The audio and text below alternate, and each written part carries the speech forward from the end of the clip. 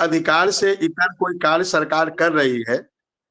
तो हम संवैधानिक उपचार के लिए न्यायालय के पास ही जाते हैं, और न्यायपालिका ही इस देश की किसी भी व्यक्ति की एक अंतिम आशा होती है कि न्यायपालिका से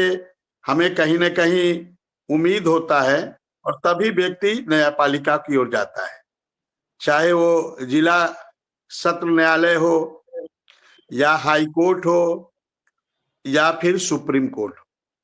इस देश में 3 प्रकार की न्यायपालिका है। तो कहीं न कहीं लोगों के अंदर अपने अधिकारों को लेकर लोग जागरूक होते हैं, और विधिक अधिकार है हमारा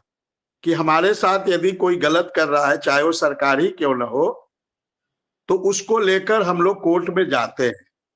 जैसे अनुदेशकों के मुद्दे पे भी आपने देखा, जब सरकार ने 17,000 का आदेश 17,000 पास किया था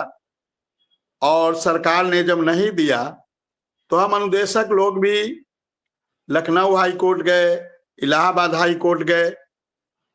और 3 जुलाई 2019 को माननीय लखनऊ हाई कोर्ट ने आदेश दिया सरकार को कि मार्च 2017 से कंटिन्यू टिल डेट का आदेश दिया, टिल डेट तक, मार्च 2017 से टिल डेट तक आप इनको 9% ब्याज की दर से इनका 17,000 का भुगतान करिए। फिर उसी आदेश को 20 अगस्त 2019 को माननीय इलाहाबाद हाई कोर्ट ने सेम उसी आदेश को रिपीट कर दिया। चूंकि सिंगल बेंच का आदेश था तो सरकार के पास डबल बेंच में जाने का मौका मिल गया, और फिर सरकार डबल बेंच में गई स्टे लेने के लिए, लेकिन देखिए सरकार को स्टे नहीं मिला, क्योंकि कोर्ट को यह महसूस हुआ कि उत्तर प्रदेश के अनुदेशकों के साथ सरकार अन्याय कर रही है, और सरकार को स्टे नहीं मिला। और यहां तक कि सरकार को डबल बेंच में लड़ने के लिए प्राइवेट वकील एलपी मिश्रा जी जैसे जो प्राइवेट वकील है उसको सरकार ने हायर किया अनुदेशकों से लड़ने के लिए। आप इससे समझ सकते थे कि सरकार कितनी मुस्तैदी से हम लोग के साथ लड़ रही थी, लेकिन सरकार की वहां भी दाल नहीं गली, और 2 दिसंबर 2022 को माननीय इलाहाबाद हाई कोर्ट और लखनऊ हाई कोर्ट और ये राजेश बिंदल जी और जे मुनीर साहब, राजेश बिंदल जी उस समय इलाहाबाद हाई कोर्ट के मुख्य न्यायाधीश थे, और जे मुनीर साहब, दोनों लोगों के बेंच में सुनवाई हुई थी। मतलब इलाहाबाद हाई कोर्ट के मुख्य न्यायाधीश थे उत्तर प्रदेश के। विक्रम एक सेकंड, मनोज जी सर जी, मनोज कुमार जी हैं कोई? मनोज कुमार जी, विक्रम झूठ बोलता है तो फिर आप अपना नंबर हमें दो, मुझे मैसेज करो और साथ आ जाओ, लिंक भेज रहा हूं अभी। आप सामने आके बताओ क्या क्या झूठ बोलते हैं ये।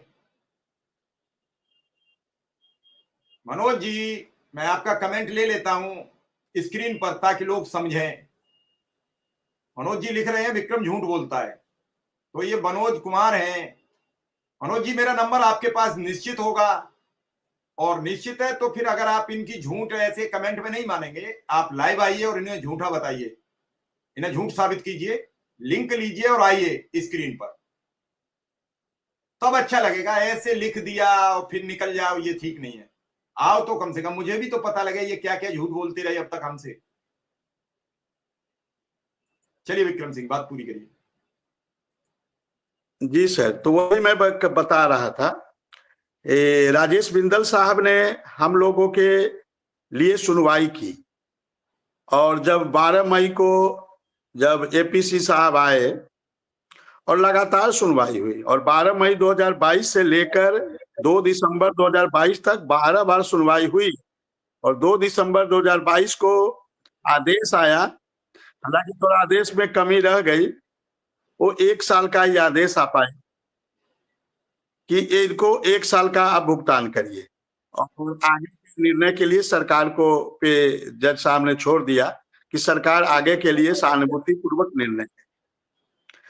फिर सरकार की मंशा नहीं हुई हम लोग को देने की, और सरकार 29 मार्च 2023 को माननीय सुप्रीम कोर्ट चली गई कि हमें 17,000 का भुगतान नहीं करना चाहते, हम 17,000 का भुगतान नहीं करें। और चूंकि सरकार 29 मार्च को गई, हम लोग भी माननीय सुप्रीम कोर्ट में गए क्योंकि जो डबल बेंच का आदेश आया था उससे हम लोग भी बहुत संतुष्ट नहीं थे, क्योंकि